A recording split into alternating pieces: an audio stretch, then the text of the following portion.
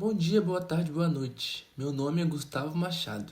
Eu sou discente do programa de pós-graduação de História da Universidade Federal Rural do Rio de Janeiro. E eu sou Lucas Carneiro, também faço parte do programa de pós-graduação em História da Universidade Rural. Tanto eu quanto o Gustavo somos bolsistas de mestrado da CAPES, então esse podcast foi desenvolvido com o apoio da CAPES, Código de Financiamento 001, e no âmbito da disciplina ministrada pela professora Fabiane Popniges e pela doutoranda Maria Eloá Bernardo. O nome da disciplina é Trabalho, Emancipação e Escravidão no Mundo Atlântico. O título desse podcast, conforme vocês, meus caros ouvintes, já viram, é Equiano e o abolicionismo inglês. Portanto, Equiano vai ser uma figura central nas nossas discussões. Primeiro, é relevante destacar que ele foi um homem negro, nascido no continente africano, e que ainda na infância foi escravizado e trazido para o continente americano, onde ele trabalhou como marinheiro, um marinheiro escravizado. Em 1789, o Equiano vai publicar o seu relato autobiográfico, chamado A Interessante Narrativa da Vida de Olaudah Equiano, que foi utilizado pelo movimento abolicionista inglês na luta contra a escravidão, porque esse livro, conforme a gente ainda vai discutir adiante, ele carrega um teor de denúncia, e é importante salientar que, apesar do título que nós escolhemos, não há aqui a intenção de produzir a impressão de que o movimento abolicionista inglês é um protagonista absoluto, conforme demonstrado pela história social a partir da década de 80 e de autores como Chalub e Silvia Lara. Os sujeitos agem ativamente em sua busca por liberdade e, portanto, os abolicionistas ingleses não são os únicos agentes, mas os próprios escravizados também buscam ativamente essa liberdade. A trajetória do Equiano, ela ilustra essa agência e ele reúne recursos para a aquisição da sua alforria, vai a Londres buscando melhores condições de vida e, após isso, publica o seu relato autobiográfico denunciando a escravidão. Para abarcar essa pluralidade de aspectos, nós vamos primeiro apresentar essas denúncias, a obra do Equiano, a agência desse sujeito, conforme ela é descrita na sua trajetória, como essa agência pode ser percebida a partir do seu relato, e, por fim, o uso da sua obra pelo movimento abolicionista inglês. A denúncia do Equiano vai estar, de maneira geral, nos 9 primeiros capítulos da sua autobiografia, e vai desde a violência física presente no imaginário popular acerca da escravidão, os açoites, ao afastamento da família e ao risco de reescravização. A sua agência também é perceptível na sua trajetória. É relevante mencionar que o protagonista, o Equiano, ele relata casos de violência que ocorreram tanto com ele como com outros sujeitos, ou seja, situações que ele vai presenciar ao longo da sua trajetória e depois colocar esses casos na sua autobiografia, que vai ser publicada em 1789. Na sua travessia do Atlântico em um navio negreiro, por exemplo, ele vai relatar açoites, privações de comida que atingiram aqueles que estavam cativos, inclusive ele próprio. E conforme eu mencionei na introdução, o Equiano nasceu no continente africano, num local que não é especificado no seu relato, mas que alguns autores afirmam que ele era Igbo, o que corresponde aí aproximadamente à região da atual Nigéria, e ainda jovem, ele e a sua irmã são sequestrados e afastados do seu núcleo familiar, afastados dos seus outros irmãos e do seu pai e da sua mãe. Nesse momento não tinha nenhum parente próximo, nenhum adulto próximo deles, e aí eles são capturados. E após o sequestro, o Equiano descreve uma longa travessia até regiões que para ele eram desconhecidas. Nesse ponto, a narrativa é marcada pelos choros e lamentos do personagem, principalmente após um segundo afastamento. Ele e a sua irmã são vendidos para diferentes senhores, são separados, ou seja, ele é separado da família que lhe restava. Primeiro ele é afastado desse núcleo familiar principal, dos pais, e depois ele ainda é separado da irmã. Esse momento é descrito pelo Equiano como sendo de muita tristeza, muita dor, sentimentos que ele descreve como tendo persistido ainda há algum tempo, bastante tempo, e vai haver inclusive um reencontro desproposital bastante breve, que dura cerca de uma noite, na maneira como ele descreve entre o Equiano e a sua irmã. e o descontentamento dele com a situação de escravizado vai persistir após esse segundo afastamento, após esse breve encontro. Eles vão ser novamente separados pela escravidão. Ele foi vendido a diferentes senhores, ainda dentro do continente africano, né, uns descritos como sendo melhores que outros, mas esse sofrimento causado pela ruptura dos laços familiares persistia e vai continuar persistindo ainda durante muitos momentos que ele vai relatando ao longo da sua autobiografia. A gente pode compreender esse episódio como sendo uma das primeiras violências às quais o Equiano estaria submetido por conta da escravidão. É claro que elas não estavam restritas ao afastamento familiar, né, ao afastamento da família, mas ainda assim esse tema ele vai ocupar um espaço considerável dentro do relato autobiográfico. Cerca de 2 capítulos são dedicados a esse desenvolvimento, que vai desde a captura ao embarque no tumbeiro. Eu já mencionei a palavra tumbeiro antes, e para aqueles que não estão familiarizados com o termo, os tumbeiros são os navios negreiros. Eles são chamados assim por serem espaços de mortes, doenças, suicídios. O tráfico atlântico de pessoas foi brutal. Aqueles que quiserem conhecer um pouco mais sobre o tema, eu recomendo o livro do Marcus Raedker, O Navio Negreiro. Inclusive, o relato do Equiano é uma das fontes utilizadas por ele. E voltando agora à narrativa, ao relato autobiográfico do Equiano e à sua denúncia à escravidão, no navio ele vai relatar diversos casos de violência física, privações de comida e uma série de outras coisas. A lembrança do afastamento familiar vai sendo recuperada durante esses momentos, e esses aspectos eles vão estar aliados ao teor subjetivo da narrativa, o que vai permitir vislumbrar esse tom de denúncia à escravidão presente na obra. Ele vai destacar num determinado ponto que ele e outros escravizados estavam famintos, os marinheiros do navio branco estavam pescando esses escravistas, né, os sujeitos que trabalhavam, que eram marinheiros do navio negreiro, do tumbeiro, e eles não vão distribuir o peixe, eles jogam o peixe ao mar, mas não alimentam os escravizados. Em outros momentos, ele vai descrever confinamentos em locais extremamente apertados, nas suas palavras, da largura e altura de 1. Ou seja, é possível que nesse local o sujeito pudesse permanecer apenas agachado, sem muito espaço para se movimentar. E ao chegar no continente americano, o Equiano não vai para uma plantation, como ocorreu com muitos outros escravizados, mas permanece ligado ao Atlântico como marinheiro. Esse ofício vai permitir que ele circulasse por diferentes regiões da América e além-mar, e assim ele pôde empregar a sua estratégia para a compra de alforria. Aqui a gente percebe como que esse sujeito está agindo e lutando pela sua liberdade, que é a venda de pequenas mercadorias. Ele adquiria, por exemplo, frutas em uma determinada região e revendia em outra, e assim ele conseguia angariar algum dinheiro para a compra da sua alforria, que nesse momento ainda não era uma garantia, mas um desejo que ele descreve como existindo, esse desejo por liberdade. A situação dele, no entanto, não era simples, porque os homens negros eles não poderiam recorrer à justiça, o que implicava frequentemente no roubo das mercadorias que o Equiano tentava revender. Um dos casos narrados por ele, em um desses casos, ele e um outro escravizado pretendiam revender algumas frutas em uma determinada cidade, quando eles são abordados por homens brancos, que vão surrupiar esses produtos que eles carregavam, essas 2 sacolas de frutas. Ambos tinham a pretensão de, com isso, angariar recursos para a compra das suas alforrias, e diante dessa situação, eles não poderiam recorrer aos seus senhores e sequer à justiça local, porque eles eram negros e a sua palavra não valia como testemunho naquele contexto. Tanto os negros livres, os libertos, quanto os escravizados. Eles não podiam depor contra esses homens brancos. E, portanto, o que restou a ele e ao seu companheiro depois desse roubo, já que eles não poderiam recorrer à justiça, foi o apelo a esses homens que roubaram as frutas. Eles apelaram pela devolução dessas frutas. O resultado é insatisfatório, mas parcialmente atingido, porque eles recuperam uma das 2 sacolas e o Equiano vai dividir essa sacola de frutas com o seu camarada. Em outro caso, o Equiano expõe o relato de um escravizado que passava por situações semelhantes. Esse homem, conforme ele vai relatar, tinha o hábito de pescar nas horas vagas e algumas vezes os seus peixes eram roubados por homens brancos. Diferente do último caso mencionado, esse sujeito que pescava, tinha a possibilidade de recorrer à justiça por meio do seu senhor.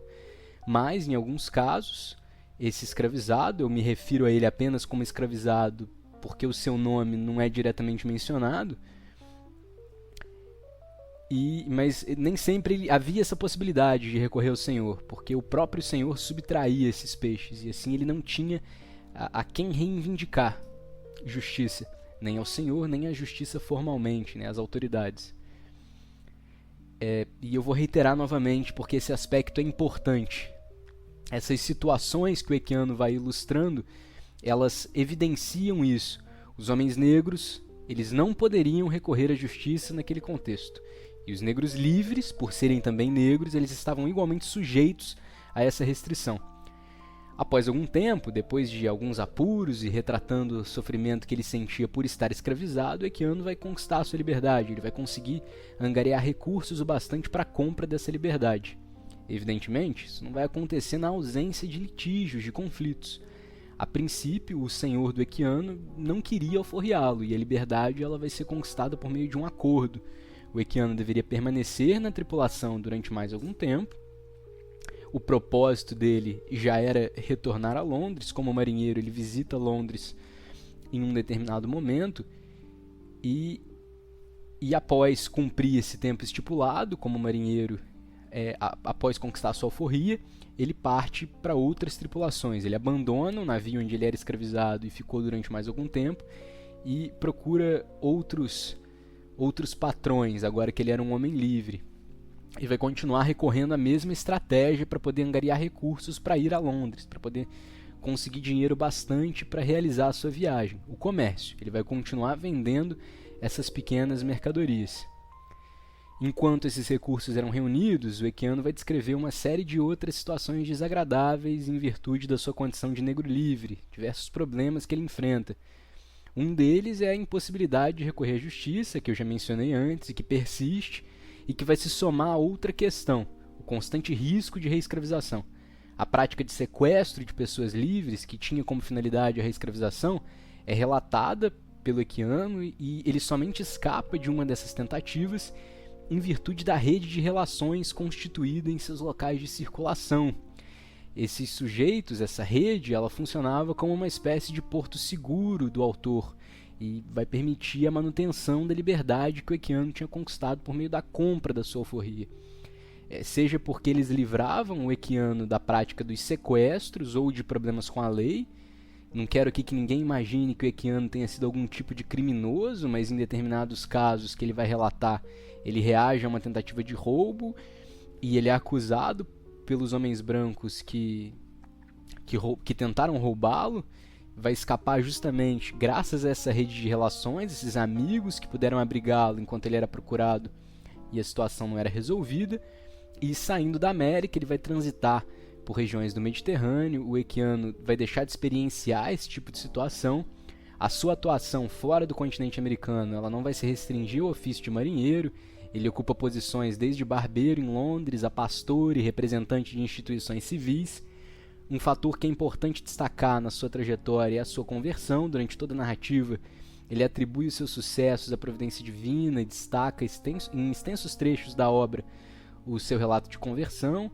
O objetivo disso era se mostrar, o possível objetivo é se mostrar um fiel e adepto do cristianismo, porque isso vai ser relevante na construção de um sentimento de empatia pelas pessoas escravizadas. E fechando esse tópico, essa questão da denúncia e da agência do Equiano, como a gente pôde perceber a partir daquilo que foi discutido, esse relato ele é permeado desses aspectos, tanto da descrição da violência física explícita, como de outras formas de violência e situações que a escravidão produzia, como os sequestros e a impossibilidade de recorrer à justiça das pessoas negras escravizadas e livres naquele contexto. E além disso, a gente percebe que a liberdade não é uma outorga, mas ela vai ser conquistada pelos sujeitos que se opunham a essa situação das maneiras que lhes eram possíveis.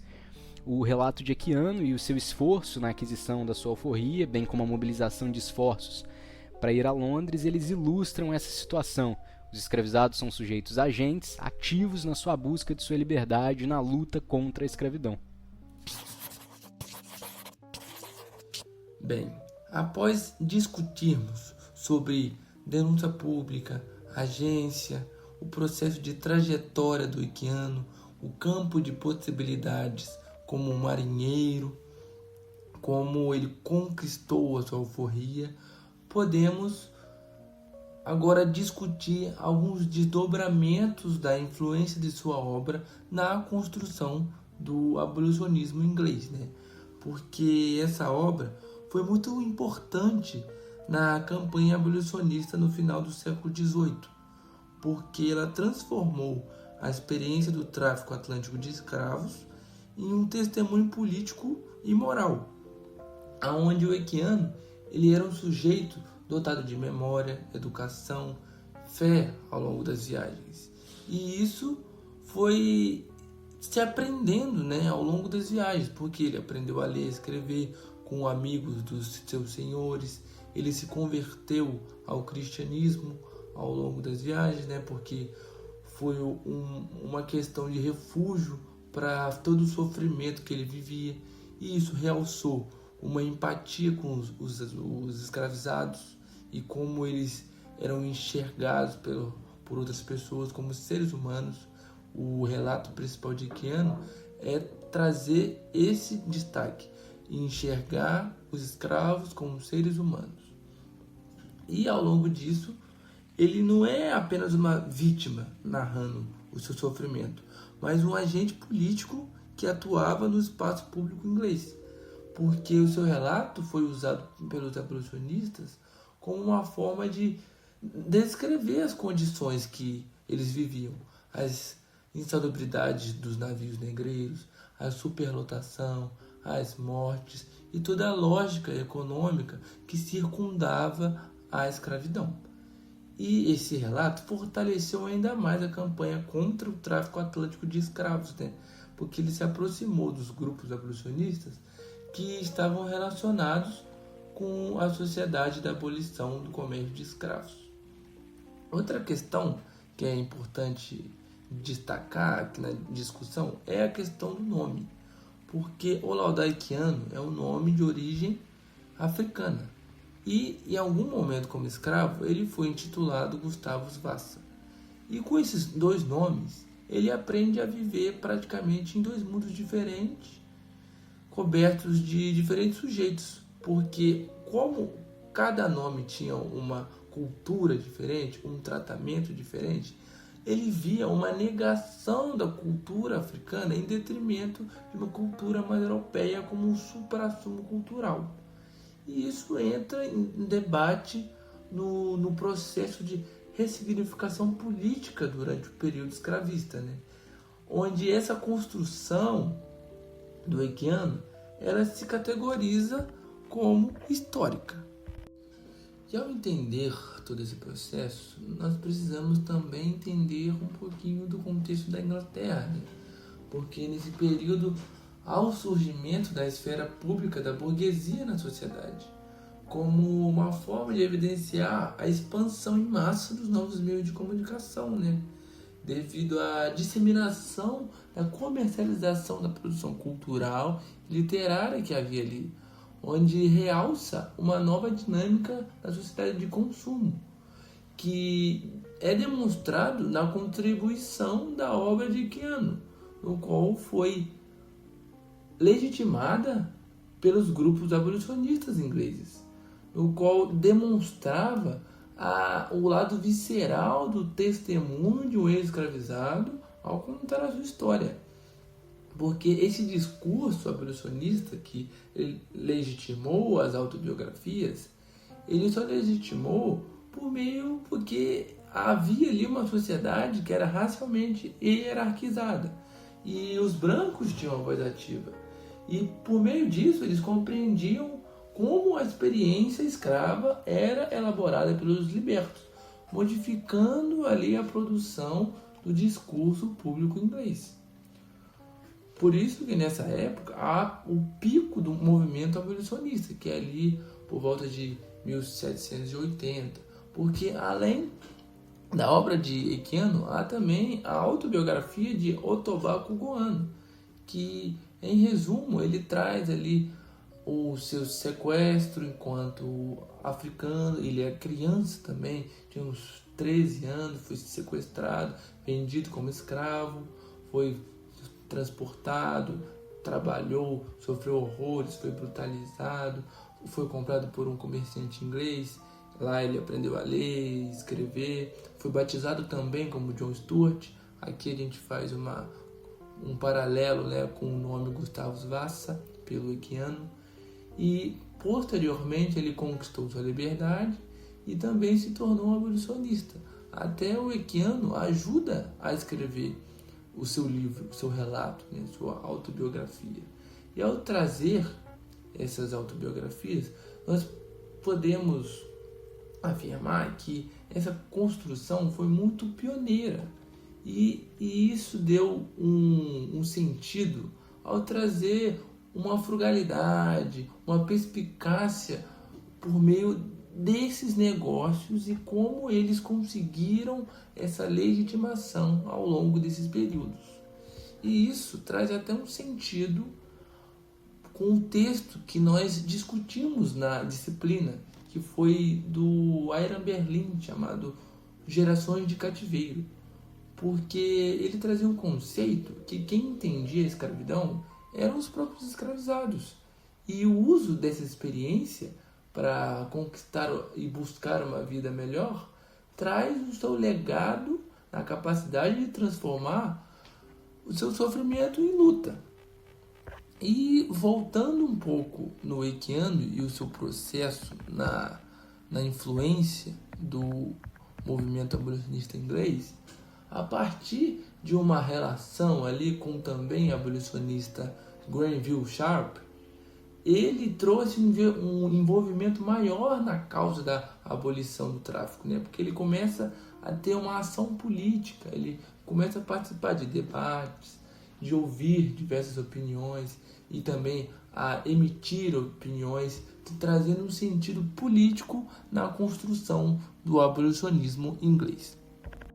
E com contato com outros abolicionistas, o Equiano ele começou a agir ativamente nesse processo, porque ele se utiliza da denúncia pública como a sua principal ferramenta, onde pode ser ressaltado no massacre de Zong, que foi um assassinato em massa de 132 escravos africanos pela tripulação do navio negreiro britânico Zong, em 1781, onde o Equiano, junto ao abolicionista Granville Sharp, trouxeram a notícia desse massacre a público e trabalharam para que essa tripulação fosse processada por assassinato. E, em resumo, essa tripulação lançou africanos, entre aspas, debilitados ao mar para morrerem afogados, com o pretexto que não tinha mais suprimento, não tinha água. Mas essa decisão tinha um cunho comercial. Com o objetivo de minimizar o seu prejuízo, eles reivindicaram ainda, né, um seguro pela perda das suas mercadorias, que eram os escravos. E nesse número de escravos mortos estavam mulheres, crianças, onde revelavam uma brutalidade por parte dessa tripulação, né? E juntos, o Sharp e o Equiano começaram a divulgar o caso, né, levando ao conhecimento de vários parlamentares, pessoas com influência, para agitar condições a fim de extinguir o tráfico de escravos, utilizando esse exemplo como um problema de ganância e de excesso que o tráfico negreiro trazia para o Império Britânico. Porque, na visão deles, o que aconteceu com os Zong foi uma mercantilização repugnante dos seres humanos com fins lucrativos, onde isso foi um argumento que entra até em um caráter religioso que esses abolicionistas usam, porque isso traz um caráter homicida para o tráfico negreiro. Eles temiam também que a escravidão fosse uma ameaça à própria alma do Império Britânico, onde acreditavam que esses pecados cometidos pela tripulação também eram pecados cometidos pela nação britânica, e o julgamento divino poderia ser o resultado, porque esse foi um viés trazido por um professor chamado Vincent Brown, no qual ele aborda essa construção religiosa do cristianismo como um argumento para extinguir a escravidão. Mas apesar de toda a publicidade, de toda a denúncia pública estimulada pelo movimento abolicionista, não houve um julgamento, não houve uma acusação oficial, e esse massacre ele serviu para ser um símbolo dos horrores da passagem no meio da rota transoceânica, né? Ali onde os onde os africanos escravizados eram tragos para um novo mundo. E apesar, né, dos esforços dos abolicionistas, o tráfico negreiro começou a se expandir ainda. Ele só é extinto em 1807 com o parlamento britânico. Mas a mão de obra, né, escravizada e os escravos africanos, eles ainda continuariam trabalhando nas colônias por mais de quase 30 anos. Porque o fim da escravidão só é alcançada ali em 1833, entrando em vigor em 1834. E outro ponto que pode ser muito importante para a gente ressaltar, e que a gente vai pôr até na referência no final do episódio, é uma pintura chamada Navio Negreiro, que é do William Turner, um pintor, no qual ele retrata esse massacre de Zong, onde por muitos é uma interpretação do simbolismo dos horrores do tráfico negreiro. E isso representa como a escravidão foi nefasta em todos os sentidos. Se você nos acompanhou até aqui, fique com os nossos mais sinceros agradecimentos. A trajetória do Equiano, conforme nós discutimos, foi marcada por sua atuação junto do movimento abolicionista, por sua luta contra a escravidão e por sua denúncia contra essa instituição em um esforço de que os escravizados fossem percebidos como seres humanos. Aqueles que se interessam pelo tema, recomendamos os podcasts produzidos pelos demais colegas e que também estarão disponíveis na página do NEPS, e, claro, a leitura do relato autobiográfico de Equiano. Todas as referências utilizadas na elaboração deste programa estão disponíveis na descrição e, novamente, muito obrigado.